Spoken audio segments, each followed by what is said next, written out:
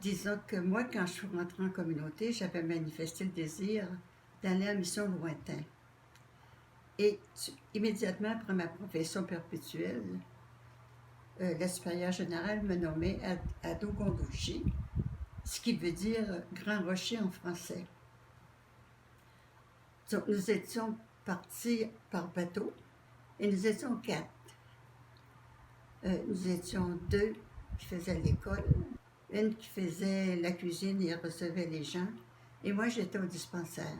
Le tout premier patient que j'ai rencontré, c'était un petit gars qui avait les yeux presque bouchés de mauvais, parce qu'il y a beaucoup de sable.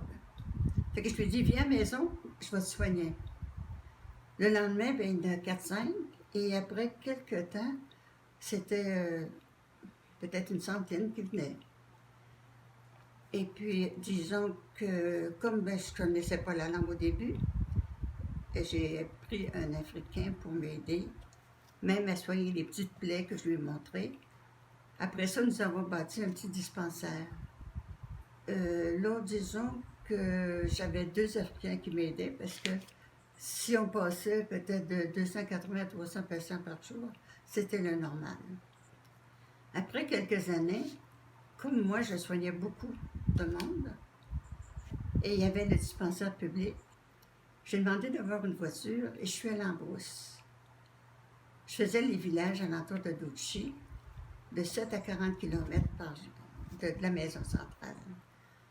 J'ai soigné beaucoup d'épidémies de rougeole, de méningite.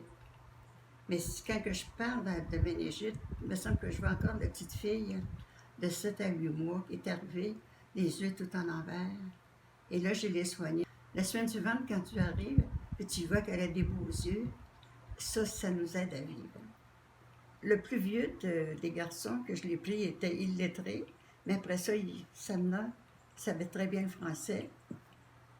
J'aurais voulu qu'il aille étudier, mais comme il ne savait pas lire, il ne pouvait pas. Fait qu'à un moment donné, il s'est marié, puis il a eu des enfants. Et après 55 ans, 56 ans, je suis retournée en Afrique pour le 50e anniversaire d'une profession. Là, j'ai vu les gens avec qui j'avais travaillé. Astamna il arrive avec son grand garçon et il dit, Sœur Gisèle, il dit, mon garçon, il a suivi les traces de son papa. Il étudie pour être médecin. Tu sais, j'ai trouvé ça... lui, il n'avait pas étudié, il a fait étudier ses enfants. Disons qu'en bourse, une anecdote peut-être, que je soignais une jeune fille de peut-être 14 ans, est arrivée sur un dos d'un âne, avec à peu près 40 de fièvre. Je lui ai dit, si tu veux attendre que j'ai fini de soigner, j'ai dit, j'allais te reconduire. Elle restait à peu près 7-8 km du point que je soignais. Puis quand que je suis arrivée pour la reconduire, j'ai vu une dame qui était à côté d'une case. Je suis allée la trouver, puis j'ai dit, qu'est-ce qui se passe? Sa case avait brûlé, puis elle était toute brûlée à peu près à 30% de son corps. J'ai dit, si tu veux, je vais t'emmener à Douchi pour te soigner à chaque jour. Elle dit, je vais le demander à mon mari parce que il fallait la permission de son mari. La semaine suivante, elle est venue. J'ai réussi à guérir à peu près toutes ses plaies. Puis une bonne fois, elle arrive à côté de moi, puis elle dit, Sœur Gisèle, elle dit, ma sœur, pas Sœur Gisèle, ma sœur a dit, j'attends un enfant. Ça veut dire que son mari l'avait délaissée.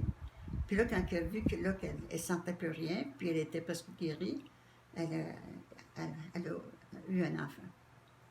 Mais malheureusement, je partais pour la vacance. J'avais dit au dispensaire, elle va venir, elle va vous demander des médicaments.